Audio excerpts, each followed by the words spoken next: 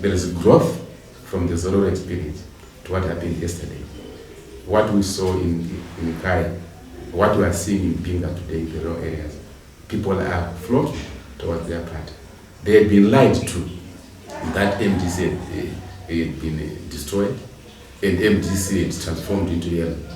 Now people are going to judge you. Why are you lying to us? Why are you coming to us with lies? Why did you take power unconstitutionally?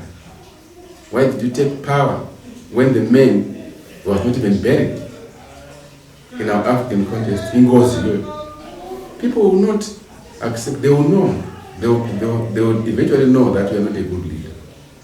If you don't follow constitution, you're party of your own party, what would you do when you preside over the national constitution? If you are brave to ignore the party constitution, to use violence to get power, to use lies to get power, what would you do when you preside over the national constitution? We saw this during Mugabe's time. We don't want to see it again. Mugabe did not respect the national constitution. He was a violent man, and we are in the situation that we are today because of the Mugabe's abuse of the national constitution. And we do not see another Mugabe coming before this party. Zimbabweans must stand up against that behavior. They must not be cheated by popularity. They must follow principles and values.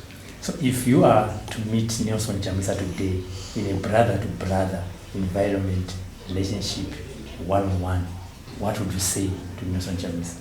I would advise him to focus on the people's lives, to focus on the well-being of the people. I would advise him not to focus on selfish issues.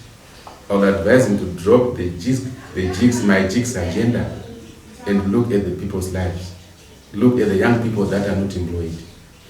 Look at the people that have suffered. Look at the cost of living in Zimbabwe. Look at the state of our roads. Look at the state of our urban roads and service delivery. Look at the well-being of our own people. Look at our lives as Zimbabweans and contribute positively as a leader. Do not focus on selfish interests. Do not focus on selfish agenda. Do not focus on power. I would advise him to engage with President Mwonzora and President Nanga to a national dialogue today.